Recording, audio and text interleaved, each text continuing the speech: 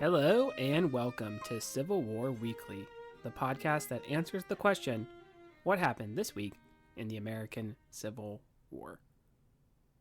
I'm your host, Tim Patrick, and this is episode 56, April 25th to April 1st, 1862.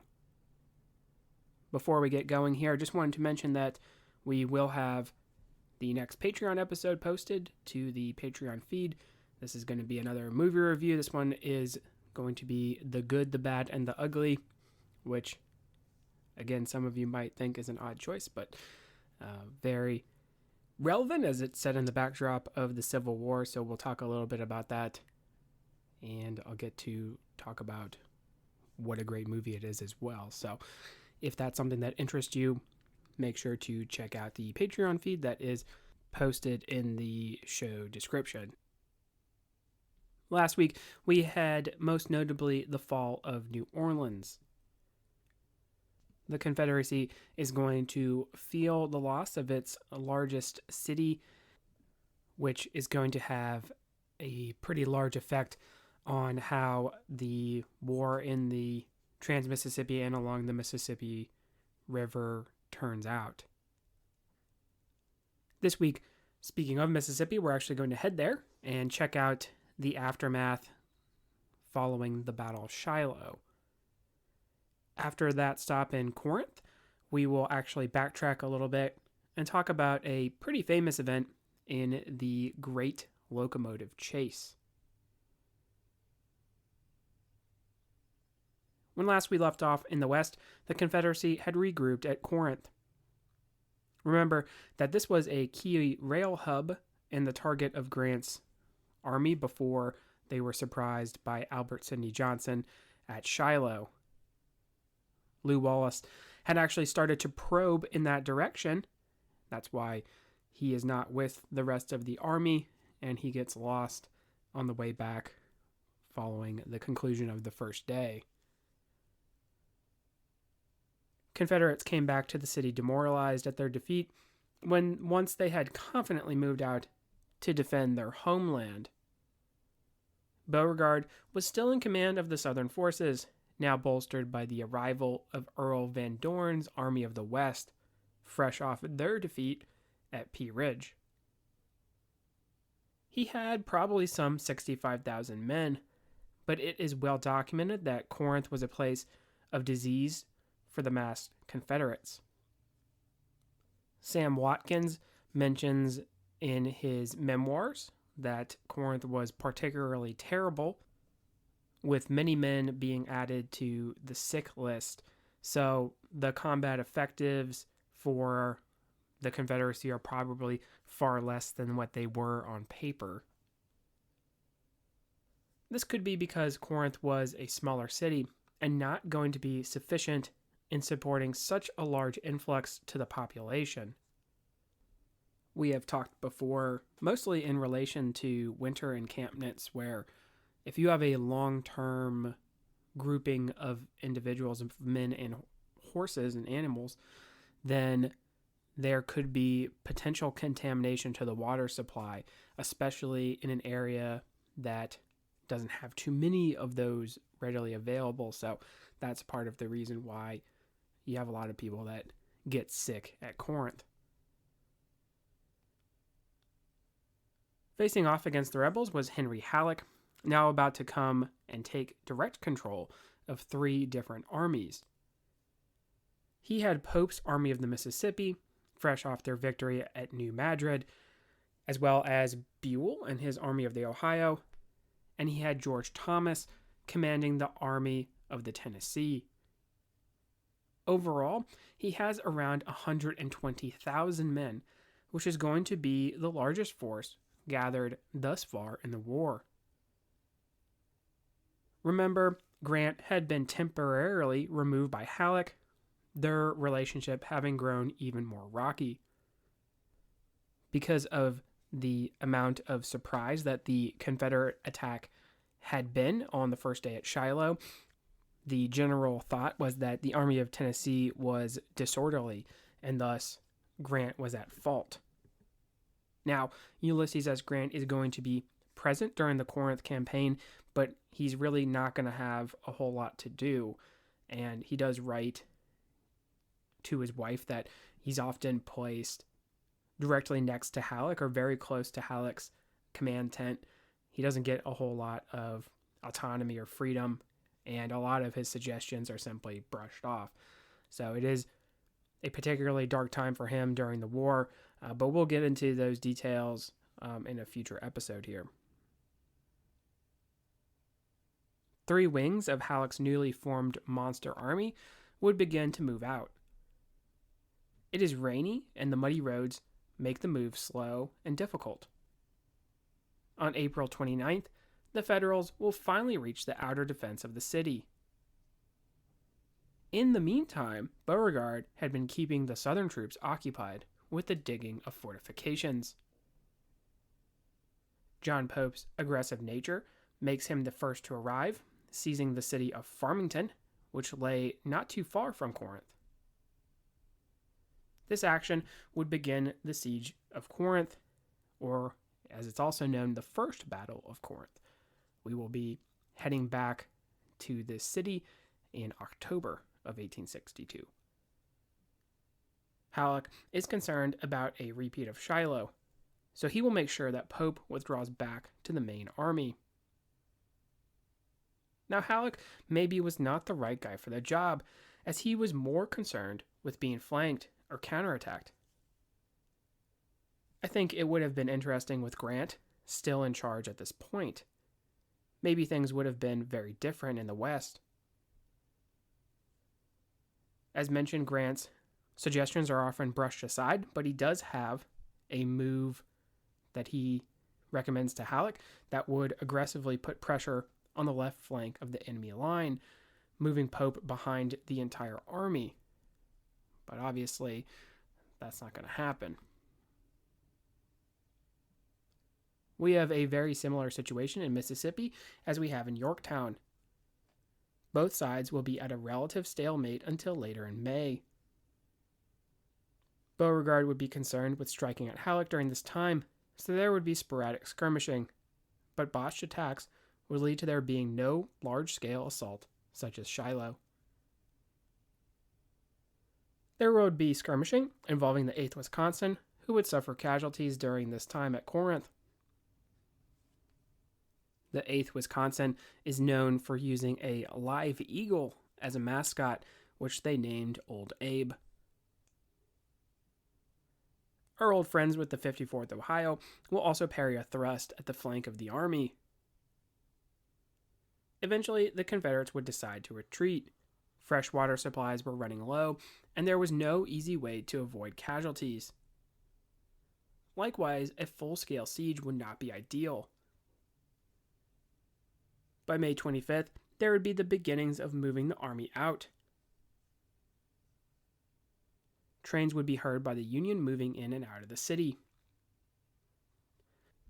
But there was still a fear that there would be an attack before the army could effectively withdraw. Beauregard would have his men cheer as the empty trains came in, causing the illusion that reinforcements were on the way, and the Confederates were ready to actually get down to business. I have seen it where there are men that are in the Federal Army that are familiar with trains and railroads, and they would actually confirm that the trains were, in fact, empty on the way in and full on the way out. This is they could just hear just based off of the noise that the trains were making. And that was reported to the command of the army, but because of the cheering, because also there was a fear of actually losing life in an assault, those were disregarded. By May 30th, the army had escaped, and Halleck is left with the city as a prize. Corinth is a strategic city for sure, and a good capture for the Union. They will not lose it for the remainder of the war. Despite having gathered such a large force, Halleck will actually break it up after the conclusion of the siege. We can be critical in saying that he did not follow up on the victory with pursuit, satisfied just with the city itself. Casualties were light on both sides, with only about 1,000 for North and South. Halleck was actually going to receive contemporary criticism as well for what in his mind was a successful siege, having not lost that many men and not having to had a bloody assault to take the city. But he would actually be criticized by the press for this as well. So technically, we will have to rewind just a tad to see out this next event. I think it works in just fine where it is though, so if there is no objections, I will move forward. If there were any objections, you're going to have to speak a little louder. Anyway, I want to give a good account of the Great Locomotive Chase, because it is one of the more unique incidents of the war, like something out of an Ocean's movie or something, but with trains, so that would make it even better, am I right?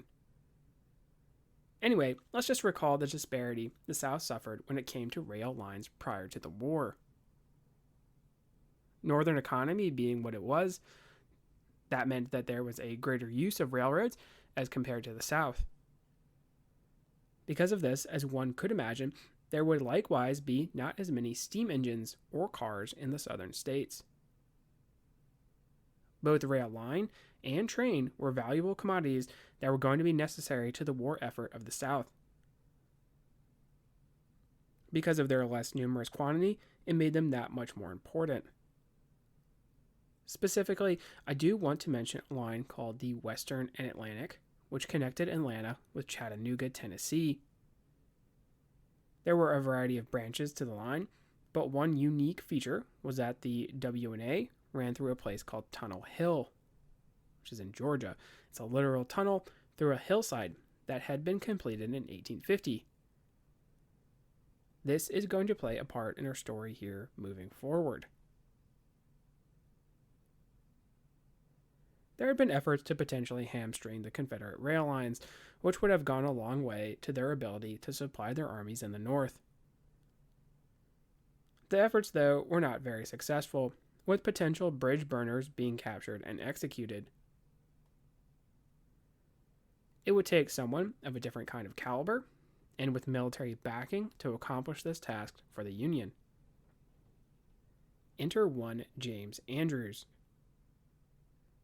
Andrews is a strange figure, with not really a whole lot being known about him. His motivations are dubious, and he seemingly comes from nowhere, a kind of opportunist even. Born in what is today West Virginia, Andrews moved to Kentucky, the state he considered his home. Already in the war, he had a reputation as a scout or a spy for the Union. This reputation was not always flowing with compliments. It was described that he often gave false or dated information in his reports. He made many trips into Confederate lines and started to hatch his plan at striking the Western and Atlantic Railroad. Andrews would find a dance partner in General Owensby Mitchell. Mitchell was a division commander in the Army of the Ohio. In April of 1862, with the Confederate line falling back, he would be tasked with the taking of Huntsville, Alabama, as well as potentially putting pressure on Chattanooga, Tennessee. Mitchell identified as an Ohioan and commanded several Ohio regiments. Lincoln himself considered this division commander a superior option to Don Carlos Buell because of the aggressive reputation of Mitchell. What the relationship was between Mitchell and Andrews, it is really hard to say. We know that the two men met, and Mitchell seems to put a lot of trust in the shady figure.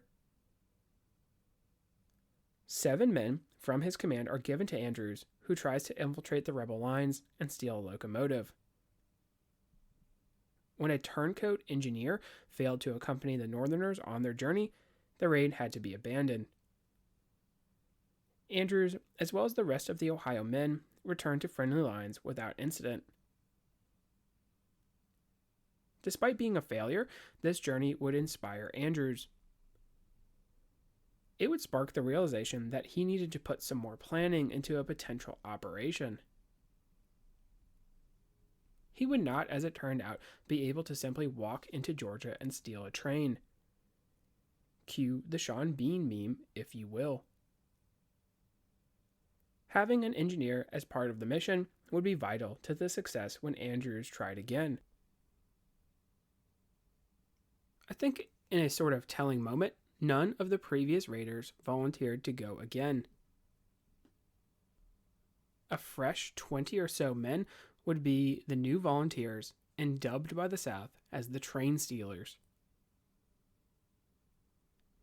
A brigade comprising 3 Ohio regiments would provide the crop, some volunteering, some being selected by company commanders.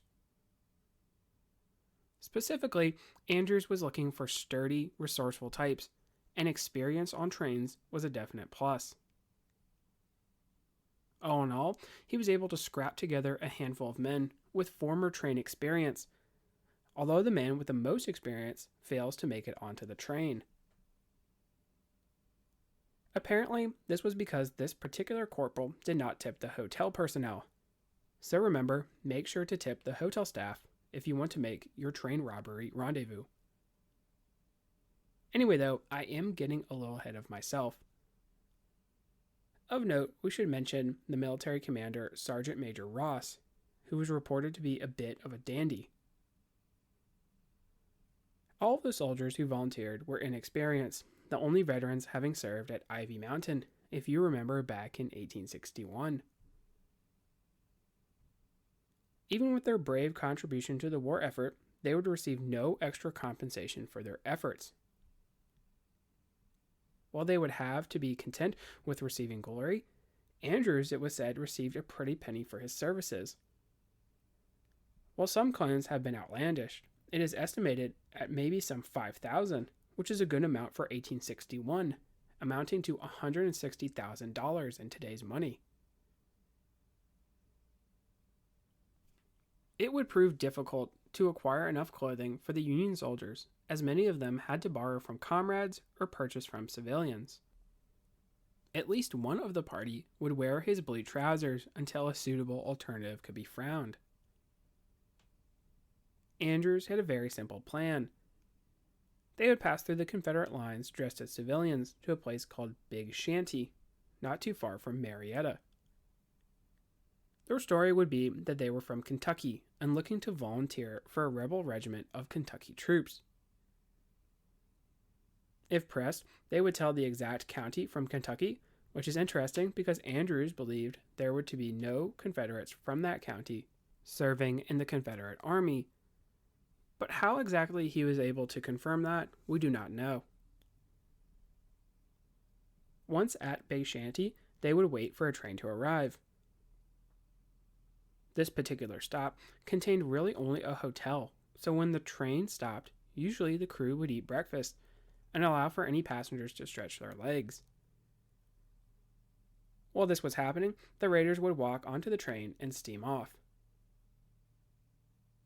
While moving up the track, they would burn bridges and tear down telegraph wire to hamper the Southern cause. If they were questioned while traveling north toward Chattanooga, they would give the story that they were actually Confederate soldiers transporting gunpowder to Beauregard in Corinth. It was well known that Halleck's army was rumbling toward that area, so they hoped it would check out. Unfortunately, though, it would prove suspicious because with the fall of Huntsville, they would not be able to pass through the rail lines without encountering Yankees. Hopefully, though, they would meet Mitchell's men as they approached Chattanooga, emerging as heroes for their efforts. Getting there was not without difficulty. 2 of the number were actually stopped by militia. Their story proved to be flimsy, the 2 actually being placed into the Confederate Army. Andrews had told the band that instead of trying to fight their way out, they should simply comply and desert at the closest opportunity. One of the 2 would escape, leaving the other behind. After briefly being detained upon the suspicion he was actually a traitor, he would be able to escape and rejoin Ohio troops. We have also already mentioned how an additional 2 would not awaken in time. At Big Shanty, there was also a camp for new recruits in the Confederate Army. In fact, there was actually a regiment scheduled to leave the very day of the raid. Most of these men would not have received weapons yet, but still, it would be a nerve-wracking thing to swipe a train in the shadow of all those men. April 12, 1862, would see the train robbers in position.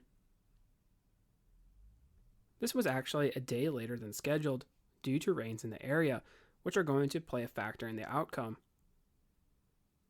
Like clockwork, the crew arrived and went to their breakfast. Andrews had informed the men of their roles the night before. Quietly, the party would uncouple the passenger cars and jump aboard. There are several fanciful pictures of the train robbers and how the train robbery pulled out, but despite these pictures, most of them are going to be situated in a boxcar, and they're not going to be all in the locomotive itself, and they're going to be armed with revolvers and not shoulder arms. The name of the train was the General, and she would be pulling out ahead of schedule at 5:20 a.m. It was remarked to the conductor, William Fuller, that someone was running off with your train. Remarkably, Fuller and the rest of the crew, minus one sent back to the nearest telegraph office, would run after the General, eventually getting a handcar before moving from train to train that the General passed. Fuller's effort to try to recapture his post was dogged and determined. Meanwhile, Andrews and his men were well on their way down the track. They came across a work detail and borrowed a clawbar, obviously for the purposes of tearing up some track. This detail, along with the various stops along their way, would find it odd the train was ahead of schedule. Even with the excuse that Andrews had come up with, it still aroused suspicion. They would often push the General, gaining a speed of up to 60 miles per hour. Passengers awaiting the train were concerned, as it would just speed by without slowing down. At one point, the raiders were able to acquire a schedule for the southbound trains. Even with this knowledge, there was a near miss where the General almost collided with one headed the other direction. Fortunately, there were places such as Altoona with sidings, sections of track that would allow a train to pull off so that one in the opposite direction would pass. Also, unfortunately for the raiders, the determination of Fuller would lead the commandeering of several trains, the last one being the Locomotive, Texas. Andrews is actually criticized for not crippling or destroying the Yonah, one of the prior locomotives that the train robbers came across on their track north. The Texas locomotive was up to the task of catching the General, speeding in reverse down the track. A handful of troopers from a Georgia militia regiment were tasked with jumping aboard, and an additional ambush was set up for outside of Chattanooga. These soldiers would have been more reserve types, though, so they had a variety of arms, probably putting them on equal terms with the raiders. Some accounts have that the Ohio men had urged Andrews to set a trap of their own and ambush their pursuers. The raiders, of course, still held the numerical advantage. Fuel began to run low on the General, at times seeing the Texas not far behind. Hastily made obstructions were thrown onto the tracks, but they would do little damage. All but one of the boxcars were released. One of these was loaded with excess wood and was intended for rail bridge destruction. Train robbers would claim that the car was set alight, but this was probably not true. The Texas would simply couple the car and move on. Another ambush opportunity would happen at Tunnel Hill, a good place for the train robbers to turn the table on Fuller, but this likewise was not taken. As the steep grade beyond Tunnel Hill was difficult for the General to take, she eventually gave out. Andrews, rather than fight to the last, would scatter the men into the hills. Once they finally caught up, Fuller would run out in pursuit, shotgun in hand. Only one shot was fired when a raider accidentally discharged his weapon. It would actually be the only firing done throughout the affair. 88 miles and 6 hours later, the Great Locomotive Chase had ended.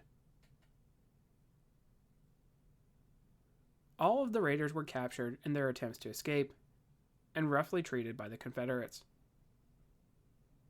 There were calls to simply lynch them and get it over with. In fact, the two late sleepers were caught after enlisting into a Georgia regiment and had to be saved from a mob. Several of the raiders went on trial, their argument being that this was a military operation and that they had captured and not stolen the general. Fearing that Andrews was done for, there was an escape attempt that saw the Kentucky civilian gain 12 miles before being caught and returned. Andrews, as well as the only other civilian in the operation, a man named Campbell, along with 6 other raiders, including Sergeant Major Ross, would be executed as a result of the guilty verdict. In October of 1862, there was an escape attempt by the remainder, with 7 or so of the men getting to safety. Anyone who remained still in Confederate hands was actually exchanged in 1863. While it is a fantastic story, unfortunately, there was really not much to show from the operation.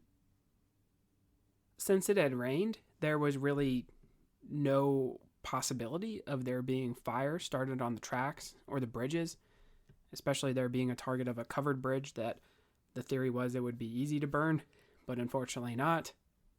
And certainly, it was not going to be easy to burn once there was a legitimate pursuit by Fuller and the Texas. Confederates simply increased security on the rail lines. No damage was done that could not be easily repaired. There was one big outcome of the raid, and that was several of the men, minus 2 plus the civilian participants, would receive the Congressional Medal of Honor. During the Civil War, these men would actually be the first to receive the award. Let's pause there. This week, we had the advance of Henry Halleck on Corinth, so he will be there for a little while, much like the same situation we have at Yorktown. We also got to have a rundown of the Great Locomotive Chase. I think thrown into this episode has given us the time and attention that it deserves. Next week, we have a packed schedule. Finally, there is going to be some action on the peninsula, with actions at Williamsburg and Eltham's Landing. Additionally, we have to head out to the valley and see how Jackson's campaign is going to be progressing. If you like what you hear, please make sure to leave a review. Posted in the description should be a link to the website, Patreon, as well as Venmo information. And just as a quick note, once again, the good, the bad, and the ugly has been posted on the Patreon feed, so make sure to check that out.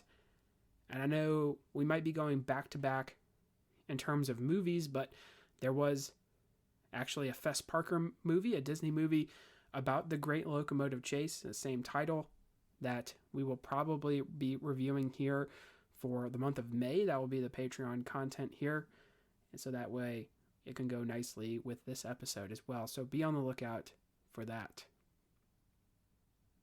Support for the general upkeep of the show is greatly appreciated. Once again, feedback is welcome. Any kind questions, comments, concerns, the email is cwweeklypod@gmail.com. Thank you all so much for listening, and have a great week.